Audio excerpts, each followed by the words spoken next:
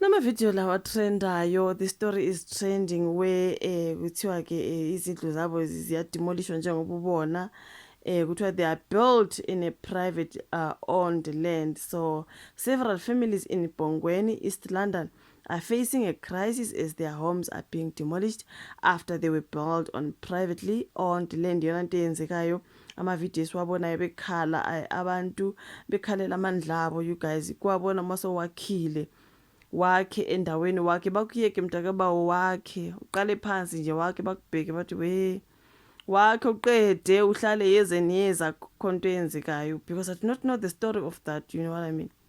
Kodwa bayekwe kanjani bakha baze bakhe izindlu ezingaka ama-double story nani you guys, bese bebuya years later abantu sebehlele bethi hayi uyabona-ke sengakhile nihlele emzini wami, bese bebuya-ke bezobasusa kuthiwa we are demolishing. Hayi you guys, no man. Uyasibona izinto ezingake zinhle nangumama lapha uyathandaza, angazi ubaba lapha uyabona uguqula uyathandaza umbaba, yo you guys ngeke phela amandla akho lawa you guys, cabanga ukwakha like no, it's a lot of money, it's a lot of money, you know what I mean. Kuthiwa ke bahleli endaweni okungezona ezababetsheliwe mhlambe ukuthi no you can't build there, bahlala bakha ke bafowethu ke, kodwa ke emva kweminyaka ke eminingi sebeyafika ke bazobasusa ngandlela le ababasusa ngayo, ibakhala Nkosi yami. Yambona lo mama okhulekayo, hayi ngeke bafowethu. Yabona lento izwisa ubuhlungu, this is very very heartbreaking, lento izwisa ubuhlungu. Ngeke bafowethu. Families in Bongweni are just losing walls and roofs, they are losing years of sacrifice, memories and stability. Uthi they aren't just losing walls and roofs, they are losing years of sacrifice, memories and stability. Yes, the law might say the land is privately owned, but the human cost is enormous. Watching people's homes being torn down, like you guys, like yabona abantu badabukile, even in the comments you can tell ukuthi abantu bazwelana nabo, you guys. No, who owns this land and how did the owner obtain it? Ukonobuzayo omunye uthi, why did you let them build if you know you're gonna do this to them? Ukwabona la kumusa kuqala besaqala ukwakha abantu endaweni okungamele bahlale kuyo, besaqala ukwakha abavele basuse bafethu zisasuka, ngoba ke manje uma sebexoshwa ngalendlela sebakhile and kuthiwa they've been living there for years, so bayekiwe for years and years, bayekwa bayakha baqeda. Yazibona lezi zinto zinhle, yabona lo mama othandazayo phakathi kwendlu efensi kabi bafowethu, that's a very fancy house. Look at the flooring, look at the ceiling, look at nje the windows, look at inhle le yandlu. Angisho ukuthi ezinye azikho zinhle, but I'm just looking inside the house. Amandla kangaka, imali oyispendile building and everything else, you know what I mean. Wenze nje ukuthi umuzi wakho ube mhle, then bese bebuya years and years kuthiwe ke ya sizomosha ke sizonisusa lapho, like we are forcing you out.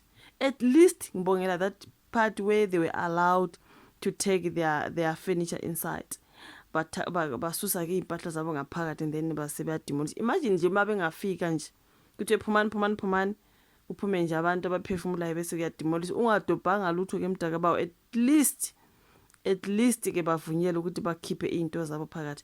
But still guys, amandla akho kwakha umuzi ongaka ayingeke bafethu, no. Ukhona the pain of being black, no one is even willing to sell you land even after you demonstrate what you want out of it. Omunye njengoba bebuza lapha ukuthi why did you let them build to this point, nibayeke bakhe bese niza ke emva kweminyaka. Ukhona uthi South African Human Rights Commission, your time is to shine is now, or you only avail yourself when it's illegal foreigners. Uyabuza ke ukuthi iphi human rights, South African Human Rights Commission. Imagine you bought a piece of land and someone suddenly builds on it without your knowledge.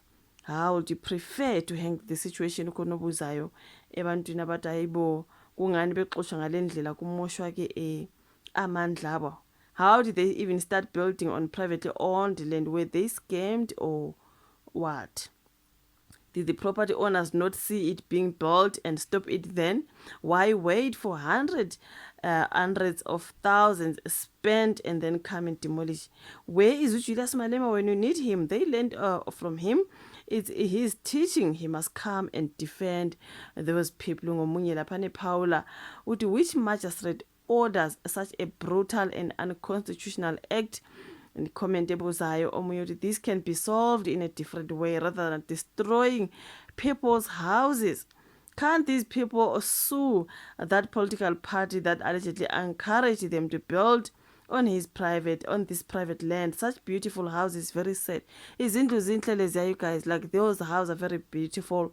Abantu basebenza amandla abo angaka. Hayi guys, ngeke umuntu omdala amanakhale bafowethu, amandla akho imali oyispendile building. Uyekwe uhlala iminyaka waye bengabasusi like zisasuka la ngisola khona. Akethi umuntu mayiqala ukwakha nje uvela ususe kuthiwe listen, awuvunyelwe ukuhlala kulomhlaba, you cannot stay there. This land belongs to someone or whoever it belongs to. You can't stay there.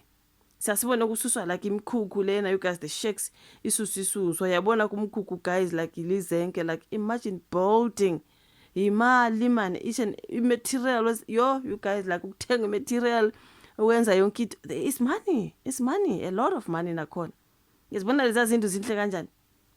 Just cabangela nje la kumnikazi wendlu ukuthi imali ayispende lapha ingakanani building.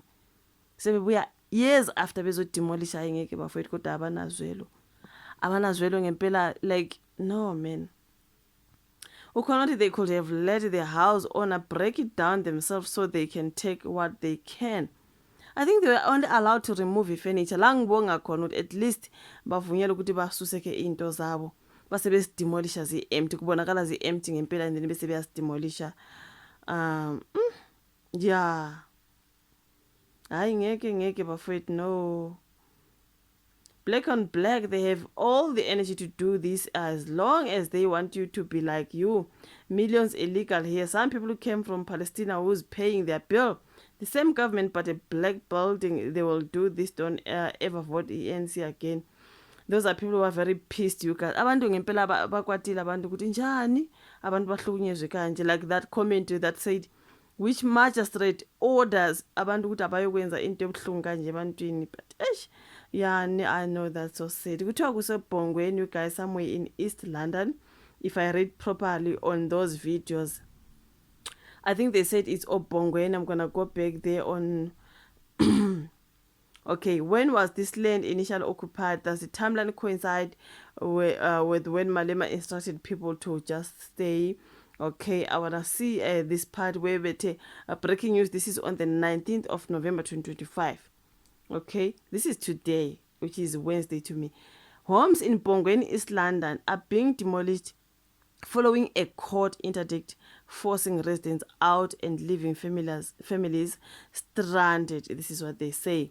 And there's a part where they're talking about the owners of the house praying, you guys, seeking for a divine intervention. Is it the ARC waiting outside with the TLB? But that house was later demolished by Batanda. Yo guys, go to Nkosi yami bengasabazweli na. Hayi kubuhlungu ke lokhu alo no, this is something else. Bakhile laba bantu zinhle leziya zindlu bakhile. Imagine all is gone, amandla wonke abantu down the drain. Kunzima bafethu, hayi.